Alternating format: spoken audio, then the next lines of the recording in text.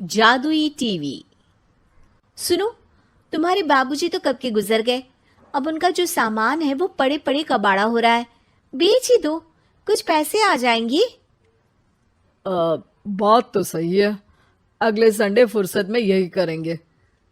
अगले संडे रोहित सारा सामान कबाड़ी को घर बुला के दे देता है।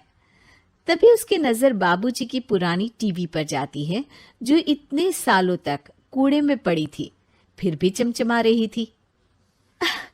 टीवी तो देखो, जैसे एकदम नई हो। हाँ, बाबूजी को टीवी देखना बहुत पसंद था।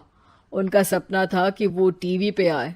एक बार मौका भी था जब वो अपने गांव के गाने सुनाने किसी चैनल पर जाने वाले थे, पर मैं और मेरा भाई लड़ पड़े और बाबूजी को घर पर ही रुकना पड़ा।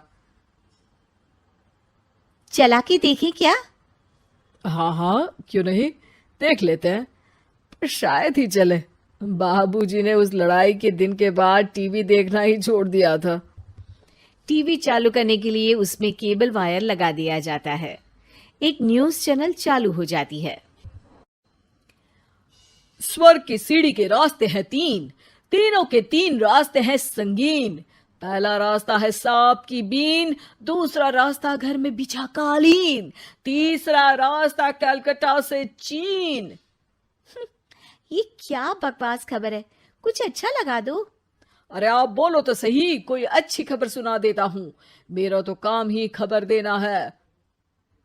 अरे बाप रे, टीवी बात कर रही है। हाँ, ये न्यूज वाला मुझसे।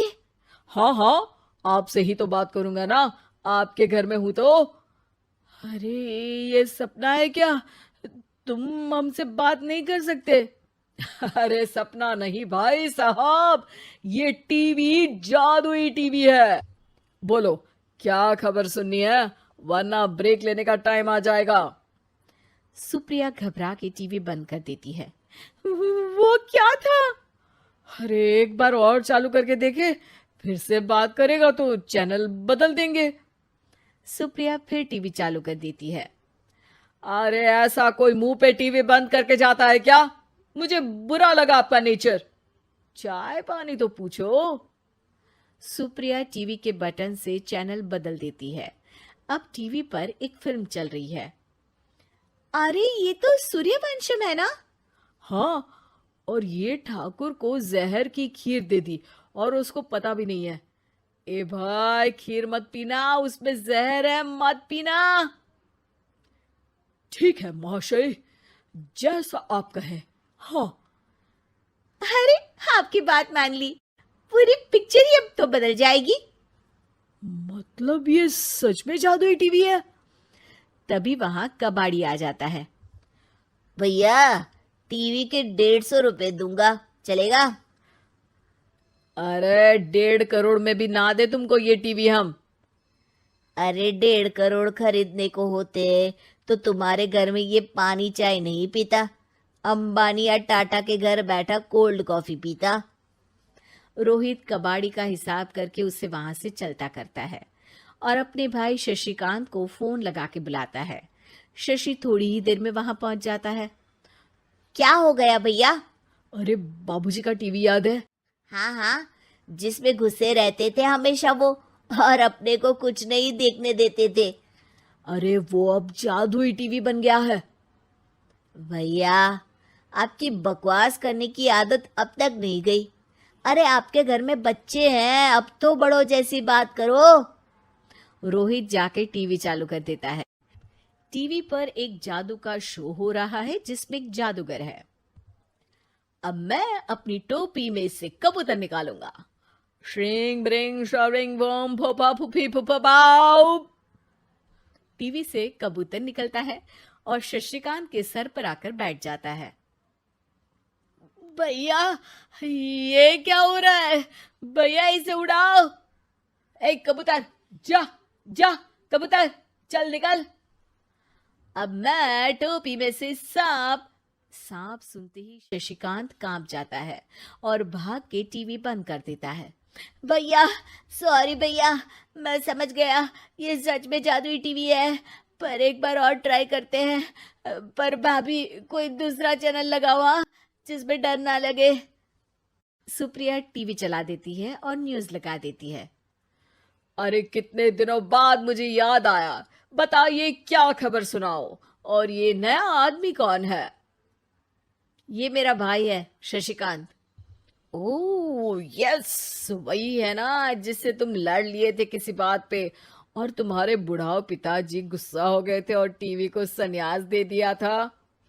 हैं? तुमको कैसे पता ये सब? इस टीवी में रहने वाले आदमी से लेकर कबूतर तक को तुम्हारे बाबूजी और तुम्हारी बातें पता है, इसीलिए तो ये जादुई टीवी है। ये टीवी क्या कर सकती है वैसे? तुम जो मांगो दे सकती है। कहानी बदल सकते हो, खबर बदल सकते हो, कोई चीज मांग सकते हो। अरे भैया, ये टीवी मैं लेके जा रहा हूँ। बाबूजी का लाडला तो मैं ही था ना। अरे ऐसे कैसे? मैं बड़ा बेटा था। अब तक मेरे घर में टीवी थी ना। अब तक कहाँ गए थे पिताजी के लाडले? तुम्हारी गलती का एहसास भी है। अरे भैया, ज्यादा ना बोलो वरना भूल गए आपके दांत तोड़ दिए थे मैंने उस लड़ाई में। मेरी बीवी के सामने मेरी बेइज्जती करता है। रुक। दोनों भाई हाथापाई पे उतर जाते हैं। रुक, बताता हूं तुझे कि कौन बड़ा है। अरे छोटे का दम तो देख लीजिए आप। ये खबर आपके बाबूजी को देता हूं। तभी टीवी अचानक बंद हो जाता है। अरे शायद टीवी नाराज हो गया। और लड़ लो, आए बड़े खली बनने। टीवी से एक तेज रोशनी निकलती है और टीवी में बाबूजी दिखाई देते हैं। बाबूजी आप? इतना चकरा क्यों रहा है? अपने बाप को नहीं पहचानता क्या? ये तो ऐसा ही है बाबूजी। प्रणाम बाबूजी। अरे चुप कर, तुम दोनों ही उल्टे हो। तुम्हारी वजह से मैंने टीवी में आने के सपने को छोड़ दिया, तुम्हारी लड़ाई की वजह से। और तो और, जितना मैं अपनी बीवी को नहीं देखता था उतना टीवी को देखता था, वो भी छोड़ दिया तुम दोनों की लड़ाई की वजह से। और अब मरने के बाद जब मैंने टीवी को जादुई टीवी बना दिया तो भी तुम इसका फल लेने की जगह लड़ रहे हो। अरे तुम तो लायक ही नहीं हो। अब तुमको बाबा जी का ठुल्लू भी नहीं मिलेगा। बाबूजी चले जाते हैं। टीवी बंद हो जाता है। रोहित और शशिकांत गिड़गिड़ा के टीवी के सामने हाथ जोड़ के बाबूजी को बुलाते हैं, पर टीवी सिर्फ धुआं निकालता रहता है।